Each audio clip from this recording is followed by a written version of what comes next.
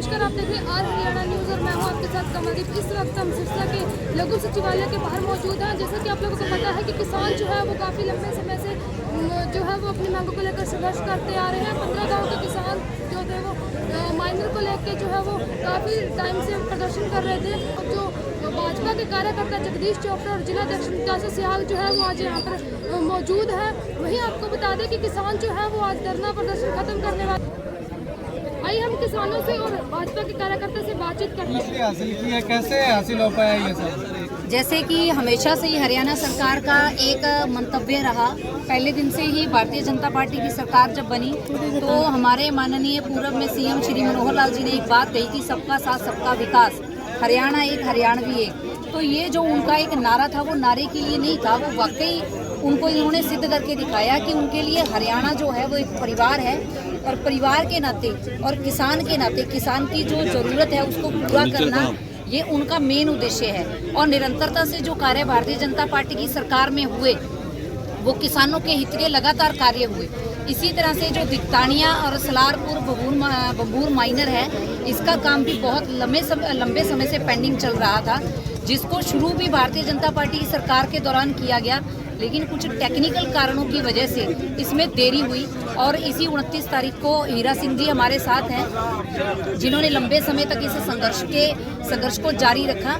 और आज जब हमारे साथ 29 तारीख को माननीय सीएम साहब जी के साथ इनकी बैठक करवाई गई तो बैठक में खुद सीएम साहब नायब सिंह जी सैनी मौजूद रहे और उन्होंने इनको पूरा आश्वस्त किया कि जितनी भी कागजी कार्रवाई है वो, क्योंकि ये ऑनगोइंग प्रोसेस है तो ऑनगोइंग प्रोसेस में ही इस काम को चलना है। इसकी कागजी कार्रवाई है वो सारी इन 2 महीनों में पूरी कर दी जाएगी और आचार संहिता के खत्म होने के बाद ही जो रजिस्ट्रियां सरकार के नाम कराने का प्रक्रिया है उसको चालू कर दिया जाएगा। और ये जो हमारी माइनर है इसका काम बहुत जल्दी शुरू कर दिया जाएगा, क्योंकि ये एक बड़ा सेंसिटिव मुद्दा था। क्योंकि जो ये नीचे का पानी है इस एरिया का 15 गांव का पानी वो बिल्कुल खारा पानी है। आने वाले समय में अगर ये माइनर का काम हम लोग नहीं कर पाते तो जो आने वाली पीढ़ियां हैं उनके लिए ज़मीन नहीं बचती, बंजर हो जाती और ये 15 गांव के लोग इन गांव को छोड़ने के लिए मजबूर हो जाते। लेकिन माननीय सीएम साहब इस सेंसिटिव मुद्दे को समझते हैं और उनको पता है कि ऐसे हरियाणा के एक एक भाई एक एक व्यक्ति उनका परिवार है तो वो परिवार का साथ देते हैं। इसी नाते से उन्होंने इस तीनों माइनरों के काम को बहुत जल्दी प्रक्रिया को पूरा कर दिया जाएगा। तो मैडम अब आगे आने वाले समय में ये लोग भाजपा का साथ देंगे? बातचीत हुई है कोई? वो तो जी प्रधान जी बैठे हैं, इस बात को तो वो ज़्यादा बेहतर तरीके से बताएंगे। लेकिन ये काम किसी वोट बैंक के लिए नहीं किया गया। ये काम जो हरियाणा एक हरियाणवी एक, सबका साथ सबका विकास, हरियाणा हमारा परिवार है। मोदी जी ने हमेशा से यही कहा है कि पूरा देश मेरा परिवार है। तो उस परिवार की दिक्कतों को दूर करना उस परिवार के मुखिया का काम होता है। उस काम के लिए इस काम को सिरे चढ़ाया गया है, ना ही किसी की राजनीतिकरण के। तो सालों कैसे लग गए? सालों लग गए और उसके बाद महीनों लग गए यहाँ पे बैठे हुए। बीजेपी इतनी लेट कैसे जागी? अभी 2 महीने का टाइम ले रही है। अभी जब मैंने विषय जो पहले रखा कि इसमें कुछ टेक्निकल कारण है। टेक्निकल कारण क्या थे कि इसमें एक टेक्निकल विषय था कि 70% जो ज़मीन है उसकी एग्रीमेंट होना ज़रूरी है कि 70% जो किसान हैं वो अपनी ज़मीन देने को तैयार हैं। लेकिन उसमें जो पहले विषय आया था जब 2015 में ये शुरू हुआ था तब मार्केट के रेट कुछ और थे और कलेक्टर रेट कुछ और थे।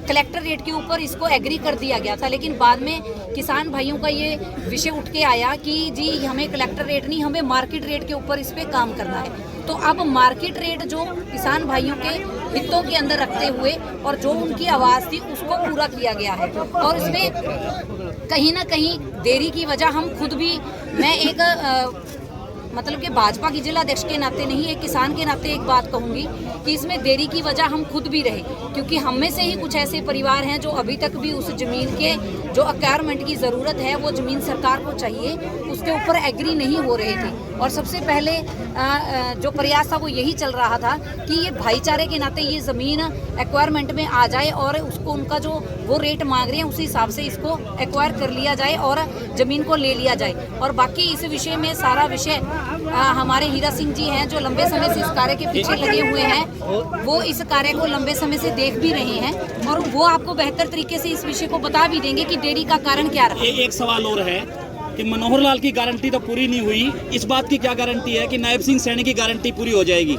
ये किसी व्यक्ति विशेष की गारंटी नहीं है, ये भारतीय जनता पार्टी की गारंटी है और भारतीय जनता की पार्टी की जो गारंटी होती है वो पूरी होती है। हाँ, मैं हमेशा एक बात कहती हूँ कि कुछ समय लगा है, उसके लिए क्षमा याचना भी की है कि समय लगा है, देरी से थोड़ा काम हुआ है, लेकिन हाँ जो हुआ है वो बहुत अच्छा कार्य हुआ है और बहुत अच्छा हुआ। निताशा जी, एक सवाल मेरा भी है। पहले भी बीजेपी के लीडर इस धरने पर आए हैं, उन्होंने वादा किया कि आपकी ज़मीन का सब हो जाएगा।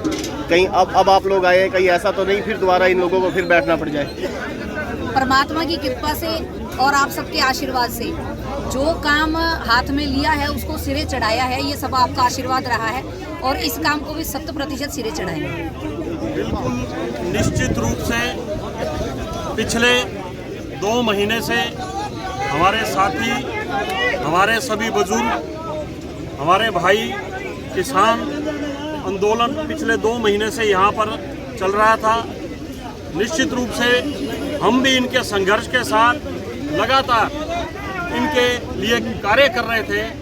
हमारा मन और आत्मा इन्हीं के यहाँ पर थी, चाहे हमारा तन कहीं और हो, मगर हमारी सोच एक ही थी कि निश्चित रूप से इस धरने की समाप्ति होनी चाहिए और इनका जो काम है धिकतानिया खरीफ चैनल 1 और 2, बम्बूर सलारपुर खरीफ चैनल, इसका 100% जो माननीय मुख्यमंत्री मनोहर लाल जी की घोषणा 2019 में थी, जिसके लिए उन्होंने राशि भी जारी कर दी थी, वो किन्हीं तकनीकी कारणों से रुकी हुई थी, वो निश्चित रूप से सफल होनी चाहिए थी। और अब वर्तमान हमारे माननीय मुख्यमंत्री नायब सैनी जी ने 2 दिन पहले सेक्रेटरीट के मुख्यमंत्री आवास पर चीफ सेक्रेटरी खुल्लर जी को बुलाकर और स्वयं उनकी अध्यक्षता में वो बैठक हुई और उसमें जो यथावत संभव उसमें उन्होंने आदेश देने थे वो आदेश दिए और जो रुकावटें थी इसकी उनको दूर किया।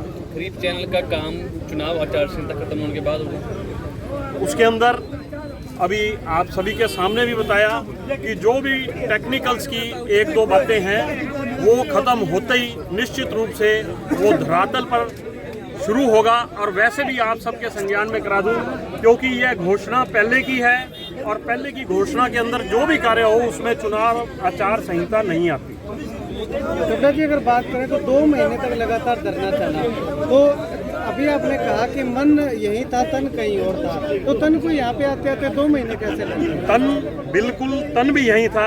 आपके साथ प्रधान जी खड़े हैं, मेरे से बेहतर मैं कोई बात कहूँ इसका जवाब ये देंगे आपको कि हम लोग यहाँ पर क्यों नहीं आए, किस लिए नहीं आए, क्योंकि इनका भी आग्रह था कि कोई भी राजनीतिक दल यहाँ पर मत आए। बाकी आपको मेरे से भी ज़्यादा अच्छा प्रधान खुद हीरालाल जी बताएंगे कि हम यहाँ क्यों नहीं आए। हमारे रोपड़ा जी द्वारा वहाँ पहुँचे थे, सीएम साहब से हमारी मुलाकात हुई और अच्छी मुलाकात हुई, अच्छा रिस्पांस मिला। जिस तरीके से इनके वहाँ पार्टी के पदाधिकारी या हमारे इरिगेशन डिपार्टमेंट के ऑफिसर बैठे थे, उनने जो बातें कही हम संतुष्ट हुए और संतुष्टि है हमें, क्योंकि देखो जी प्रोसेस में टाइम लगता है, लेकिन कुछ हमारी भी कमियां थी, हम इकट्ठे नहीं हो पाए थे। आज हम इकट्ठे हैं, हम आश्वासन पर आज धरना पोस्टपोन कर रहे हैं और हमें लगता है, मेरा विश्वास है, मेरी कमेटी के जो मेंबर्स गए थे, हम 10 आदमी गए थे, 10 आदमियों को हमें उनकी बातों पर विश्वास है और ये काम जल्द ही शीघ्र ही होने जा रहा है, होगा और होकर रहेगा। ठीक है, धन्यवाद। हमारे साथ भाजपा के कार्यकर्ता जिनका कहना है कि जो किसानों की मांग थी माइनर की, वो अब शुरू होने वाला है माइनर का काम। और इस तरह की अपडेट जानने के लिए जुड़े रहे हमारे चैनल के साथ। तब तक के लिए नमस्कार।